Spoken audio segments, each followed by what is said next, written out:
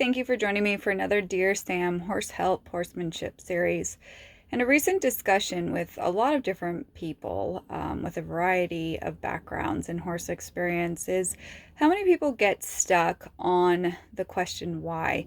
Why is my horse doing something? Why is he having a problem now? Why aren't we accomplishing more? Why doesn't he already understand what we're doing? We've done it many times previous.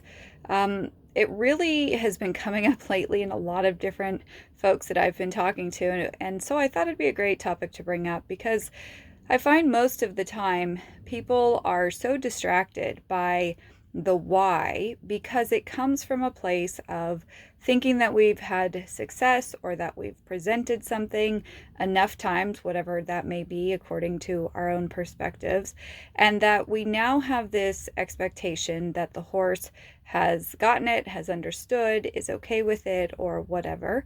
And then the horse is reflecting something different, meaning he's still struggling, or he's avoiding, or it seems like it's unclear, or it feels like we're starting all the way over again. And a lot of people are asking, Sam, how come this keeps happening? And I always say, those moments that you're asking why is the wrong thing that you're looking at, in the sense of what the horse is reflecting in that moment of what we'll say resistance is a result of other things that were contributing. So in the sense of why is it happening in that moment, honestly, it doesn't really matter. What matters is what were all the segments and pieces that you used in your communication? How did they influence the horse's brain first and his body? Was there quality communication? And then when you put the segments together, if it made sense to the horse, if it felt like two-way communication to where the horse was supported, he can probably do or try. He may not be great at it, whatever it is that you're presenting.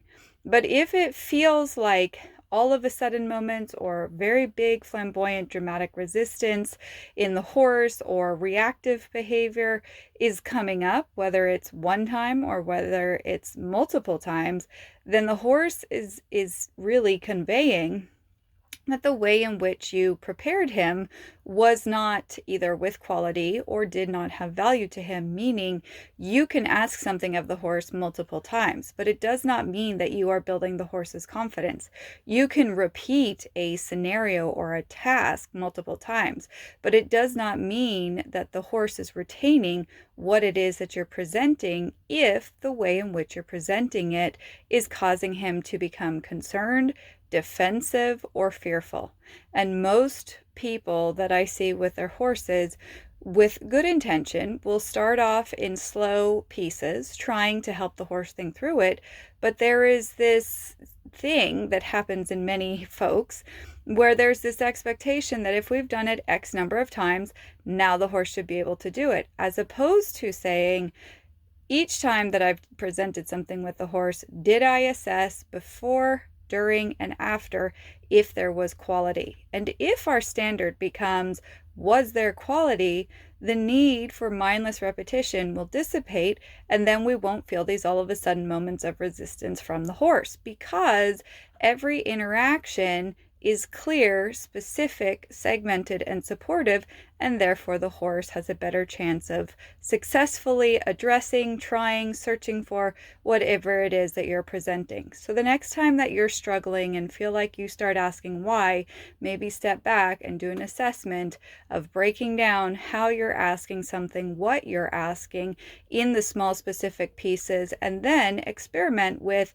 as you present each small piece to the horse, what is his feedback? Because if you don't believe the mental avoidance or the physical pushing of your aids out of the way or heaviness or resistance towards them, if you don't feel like you have options to redirect the horse's thought or help him drain his emotions, then most likely, probably a majority of what you are trying to present to the horse is going to create an overwhelming experience, which he may tolerate or seem to put up with or seem to accept out of obedience. But at some point, especially if other things have influenced his mind and emotions ahead of time, it will feel like it becomes too much, and then you get the all of a sudden exploding moments. I'd love to hear your thoughts. Thank you for joining me.